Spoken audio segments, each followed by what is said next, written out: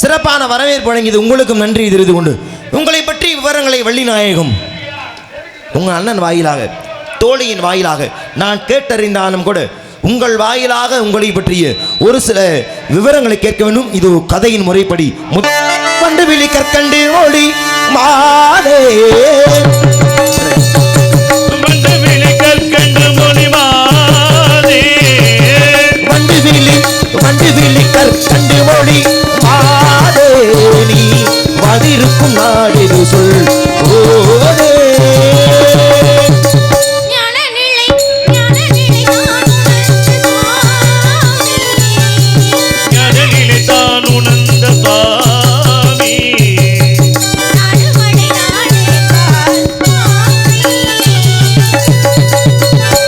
மலர் இந்து முகமாதே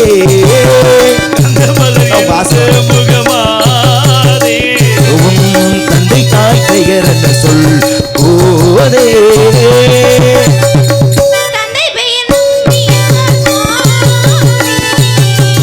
தந்தை பெயர் நம்பி என்பார் சுவாமி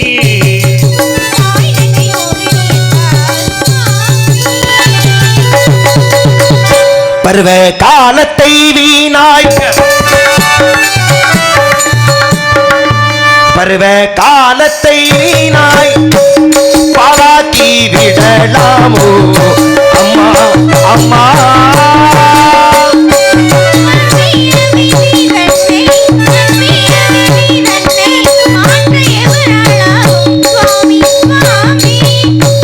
விதி விதி என்பதெல்லாம் விதி விதி என்பதெல்லாம் வீண் வார்த்தை அல்லவோ அம்மா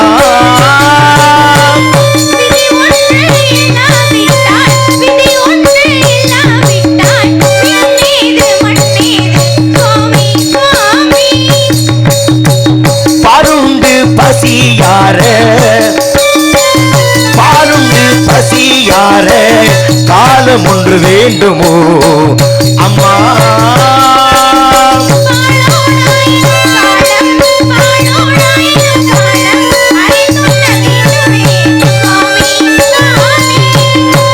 கரிருந்தோ நடக்க கருதாமல் இருப்பாரோ அம்மா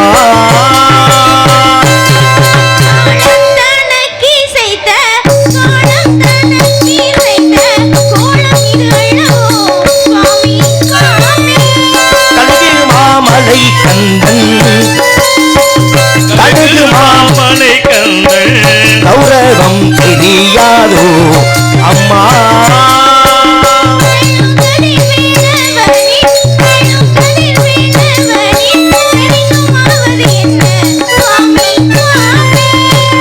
விண்ணாடர் குறை தீர்த்த வேலாயுதம் அல்லவோ அம்மா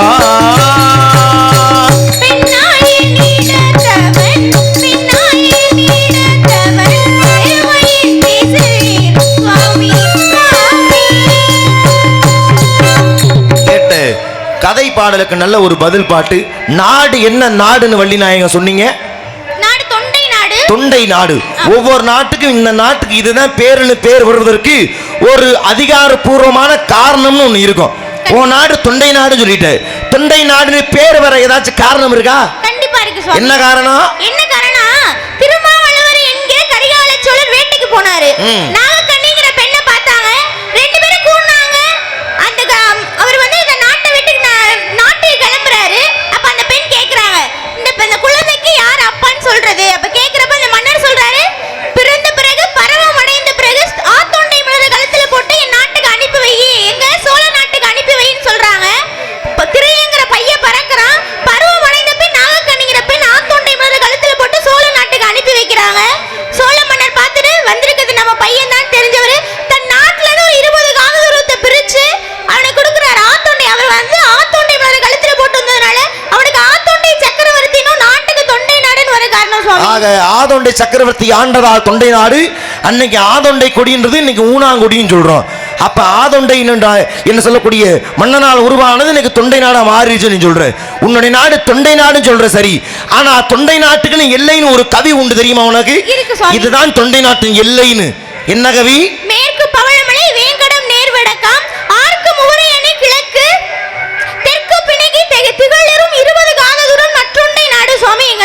கேட்ட கேள்விக்கு கவி இதுதான் இந்த நாட்டின் எல்லைன்னு சொல்லிட்டேன். அதையும் நான் ஏத்துக்கிறேன். அப்ப உன்னுடைய நாட்டை பத்தின விவரம் கேட்டா நறுக்கு தெரிச்ச மாதிரி உண்மையிலே உன்னை நான் மனதார பாராட்டுறேன். ஏன் தெரியுமா? அடிப்படை ஒரு துறைக்கு வரணும் அப்படின்னா அஸ்திவாரம் அடிப்படை சரியா அமையணும். உன்னுடைய குருநாதர் உனக்கு மிகச்சரியாக சில பேர்லாம் 2 கதை பாட்டுக்கு மேலே தெரியாது. ஆனால் நான் பாடின அத்தனை கதை பாட்டு நான் நினச்சிக்கிட்டே இருந்தேன். ஏதாச்சும் ஒரு கதை பாட்டில் பாட்டு தெரியாம ஒன்று இப்படி நிற்ப இல்லை கண்ணை காட்டி போதுங்கிற மாதிரி சொல்லுவாங்கன்னு எதிர்பார்த்தேன். ஆனால் அந்த முகத்தில் கொஞ்சம் கூட சலனமே இல்லாமல் எல்லா கதை பாட்டையும் பாடுன, நாட்டுக்கான அர்த்தத்தையும் சொன்னேன், நாட்டுக்கான இல்லைன்னு சொன்னேன். உன்னை பாராட்டேன்.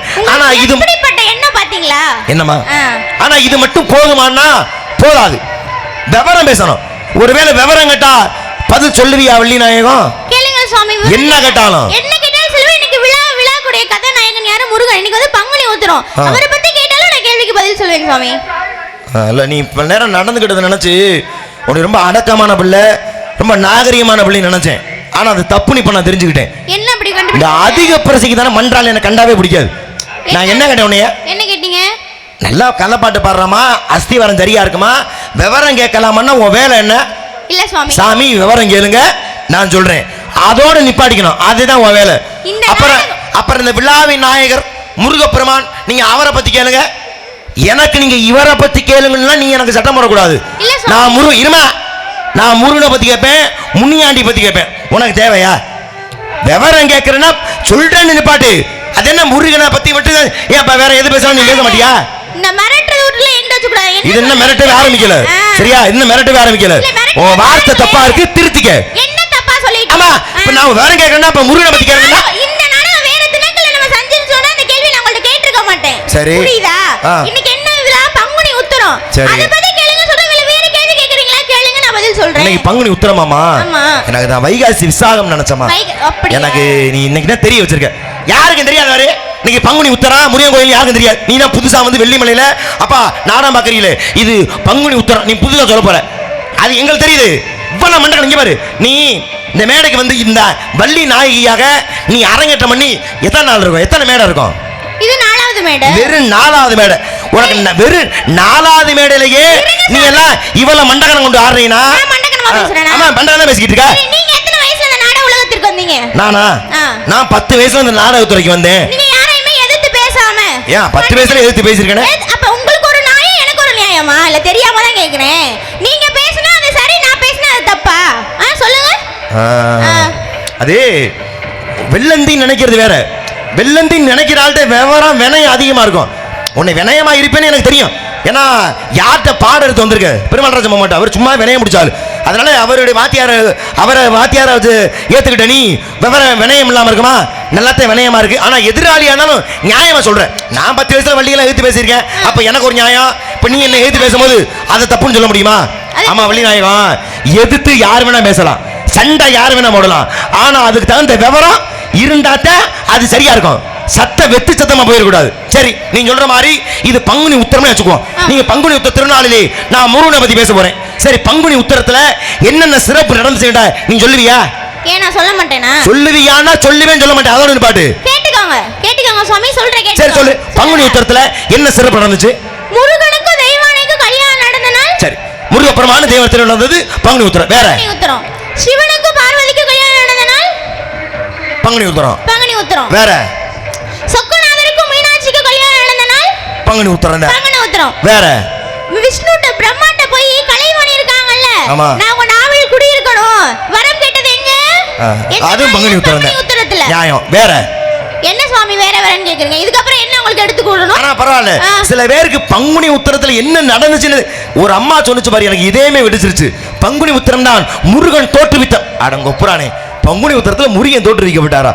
ஆனா இத்தனை சிறப்பு இன்னும் நிறைய நடந்திருக்கு. நமக்கு காவடி எடுக்கிறோம் முருகப்பெருமானுக்காக. முதல்ல இடுமே காவடி எடுக்க ஆரம்பிச்சது பங்குனி உத்தரத்துல தான். சங்க சந்திரன் சொல்லக்கூடிய தன்னுடைய 27 மனைவியை திருமணம் முடிச்சது அது பங்குனி உத்தரம் தான். திருப்பதியில உள்ள 7 மணியான வேண்டி விரதம் இருந்த லட்சுமி விரதம் இருந்ததும் பங்குனி உத்தரம் தான். இப்படி இத்தனை சிறப்புகள் பங்குனி உத்தரத்தில் நடந்திருக்கு. உண்மையில அது இவ்வளவு தூரம் அடிப்படை தெரிஞ்சிருக்கீங்கன்னா பரவாயில்ல, நான் உன்னை பாராட்டுறேன்.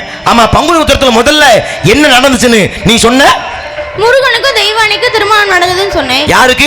முருகனுக்கும் தெய்வானைக்கும் திருமணம் நடந்தது பங்குனி உத்தரத்துல. ஆனா யாருக்குமே இல்லாத சிறப்பு வள்ளி உனக்கு இருக்குமா? என்ன சொல்றீங்க? ஏன் தெரியுமா? மத்த எல்லாருக்குமே ஒவ்வொரு கதாபாத்திரம் ஒவ்வொரு உறவு முறைனா அது ஒண்ணு மட்டும்தான். ஆனா பாருமா வள்ளியம்மா, உனக்குன்னு தனி சிறப்பு. என்ன சிறப்பு? ஏன்னா பொண்டாட்டி நீண்ட சக்கராத்தி நீண்ட அப்படின்ற பொழுது உனக்குள்ள சிறப்பு. அதை என்ன இருங்க சுவாமி, இவ்வளவு பேசினே பாராட்டியும் நீங்க பரவாயில்ல. ஏன் பாராட்டம் என்ன ஒண்ணாவ? பாராட்டினீங்க அதெல்லாம் சரிதான். வேற? ஆனா பொண்டாட்டி நீண்ட சக்கராத்தி நீண்ட இது என்ன சுவாமி அர்த்தம்? ஏன் சொல்லக்கூடாதா? இது என்ன அர்த்தம்? திரும்பவும் சொல்றேன், உன் மனசுல நக்கீர பேத்தி நினைப்பா. நான் சொல்ற ஒவ்வொரு வார்த்தையும் எழுத்து பேசிக்கிட்டு இருக்க.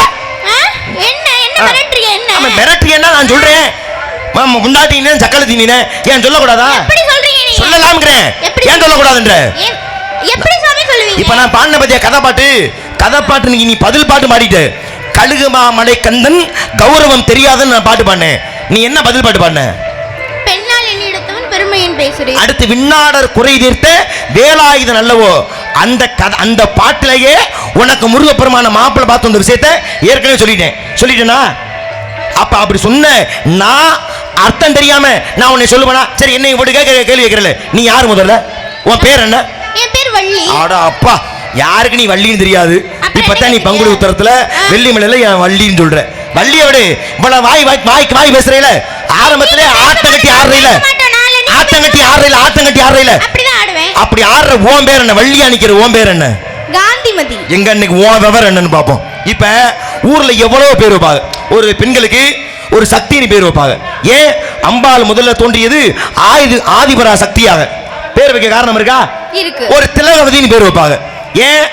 ஏனால் அந்த நெற்றிக்கண்ணை பறித்த பொழுது சிவன் கட்டை விரல அழுத்தினார், அது திலகமாக மாறியது திலகவதி. பேர் காரணம் இருக்கா? ஒரு அபிராமி பேர் இருக்கு. அபிராமி பட்டருக்காக அன்று அம்மாவாசையவே பௌர்ணமி மாத்தனா அன்னை அபிராமி. பேர் காரணம் இருக்கா? மீனாட்சின்னு பேர் இருக்கு. காரணம் இருக்கா? நந்தினின்னு பேர் இருக்கு. எல்லாம் கேள்விப்பட்ட பேர் மாதிரி இருக்குமே. சரி, அப்ப இப்படிப்பட்ட பேர்கள் இந்த உலகத்துல இருக்குல்ல. உன் பேர் என்ன? என் பேர் காந்திமதி. நீ காந்திமதின்னு பேர் வச்சு கவன ஆட்டிட்டு வள்ளி அணிக்கிற பிரச்சனை இல்லை. எங்க இந்த காந்திமதின்ற பேரு புராணத்துல இதிகாசத்துல யாருக்கு இருக்கு சொல்லு பாப்போம். சொல்லிட்டா நீங்க என்ன பண்ணுவீங்க? நியாயம் தான் ஏத்துக்கிறேன், தப்பா இருந்தா உள்ள அனுப்பிச்சுடுறேன். சரிங்க சுவாமி, சொக்கருக்கும் மீனாட்சிக்கும் திருமணம் நடந்தது இல்ல? ஆமா. ஒரு பையன் பிறந்தான். யாருக்கு? சொக்கருக்கும் மீனாட்சிக்கும். ஆமா. ரெண்டு பேருமே மனித பிறவிகள், மனித அவதாரம். ஏன்னா சொக்கநாதர் யாரு? எம்பெருமான் சிவனுடைய அவதாரம் இல்லையா? அப்ப அவரும் சொக்கநாத பாண்டியனாக மனிதனாக பிறந்தார். சக்தி அம்பாள் அங்கே மீனாட்சியை பிறக்கிறாங்க. இந்த அடுத்த மாசம் வரப்போது சித்திர திருவிழான்ற மிகப்பெரிய சித்திரை பெருவிழா. ஆமா, கல்யாணம் பண்ணா குழந்தை பிறந்துச்சு. அதுக்கு என்னப்ப? என்ன குழந்தை பிறந்தது? ஆண் குழந்தை பிறந்தது. ஆமா, ஆண் குழந்தை பிறந்தது. உக்கிரபாண்டி என்ற ஆண் குழந்தை பிறந்தது. சரி, அவருக்கு கல்யாணம் நடந்தது இல்ல? ஆமா. அந்த பெண்ணோட பேர் என்ன? கல்யாணம் பண்ணாங்களே அவங்க ஒரு இளவரசி தான். ஆமா, அந்த அம்மா இளவரசி தான். அவங்க பேர் என்ன? அவங்க பேரு தான் காந்திமதி. யார் அவங்க? ஆனா கிருத்துருவம் இருக்கே, உனக்கு கிருத்துருவான். ஒரு கேள்வி கேட்டா பதில நீ சொல்லு. நான் கூட ஏதோ ஒரு கதை சொல்ல போது நின்று இருந்தா என் வாயிலே புடுங்குற நீ. அவங்க பொண்டாட்டி பேர் என்ன? ஆமா, உக்கிரபாண்டியனாக முருகன் அவதாரம் பண்ண பொழுது அங்கே அவதாரம் எடுத்திருக்கிறது வந்து யாரு? காந்திமதிங்கிற பெண். காந்திமதின்ற பெண்ணு தான் உக்கிரபாண்டியர் திருமணம் பண்ணது. அப்ப காந்திமதின்ற பெண்ணு யாருடைய அவதாரம்? அப்ப பரவாயில்ல, உன் பேரு புராணத்துல யாருக்கு இருக்குன்னு படிச்சு வச்சிருக்க. இப்ப காந்திமதி யாருடைய அவதாரம் சொன்ன? தெய்வானுடைய அவதாரம் தானே, அதுல மாட்டுக்கிறது இல்ல.